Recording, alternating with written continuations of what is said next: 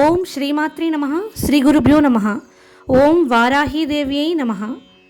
ఆషాఢమాసం ఆరంభంలో మొదటి 9 రోజులను వారాహి నవరాత్రులు అంటారు.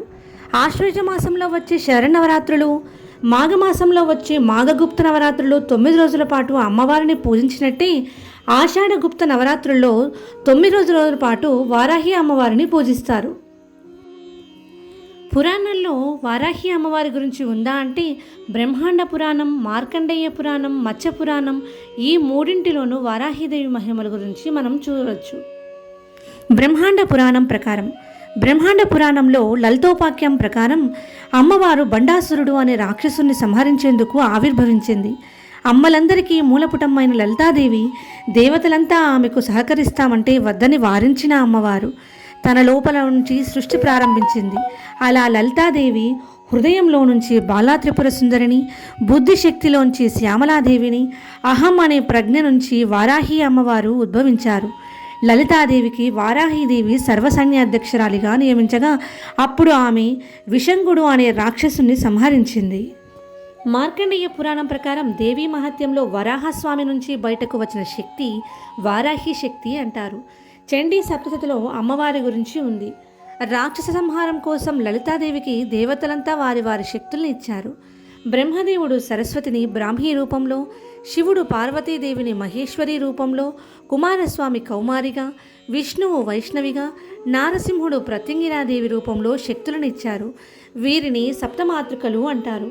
అమ్మవారి ఖడ్గమాలలో ఈ పేర్లన్నీ వరుసగా ఉంటాయి.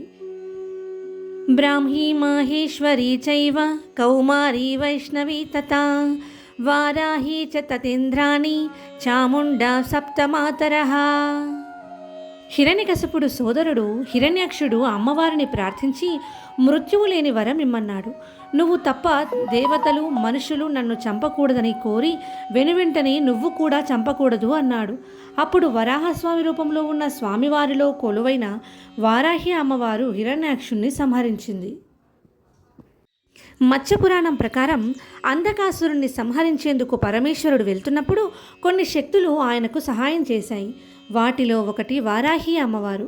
ఇలా పురాణాల్లో వారాహి అమ్మవారి గురించి చాలా గ్రంథాల్లో ఉంది. వారాహి అమ్మవారిని ఎవరు పూజించాలి, ఎవరు పూజించకూడదు అన్నది ఈ శ్లోకంలో వివరించారు మహర్షులు.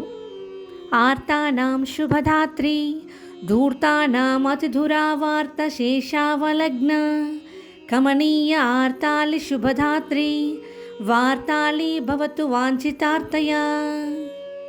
ఈ శ్లోకం తాత్పర్యం ఏమనగా ఆర్తులకు శుభాన్ని ఇస్తుంది. అహంకారము, అసూయ, ఈర్ష్య, ద్వేషాలతో ఉండే ధూర్తులను దూరంగా పెడుతుంది. అమ్మవారిని పూజించే లక్షణాలు ఉంటేనే వారాహి అమ్మవారిని పూజించగలం.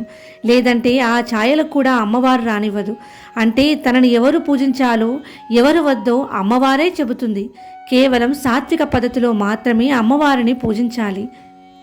వామాచార పద్ధతుల జోలికి వెళ్ళకూడదు. బ్రహ్మ విద్యా స్వరూపిణిగా ఎవరైనా అమ్మవారిని ఆరాధించవచ్చు. అమ్మవారి కృప మనపై ఉండేలా ఆరాధిస్తే తప్పనిసరిగా మీకు అన్ని శుభాలే జరుగుతాయి.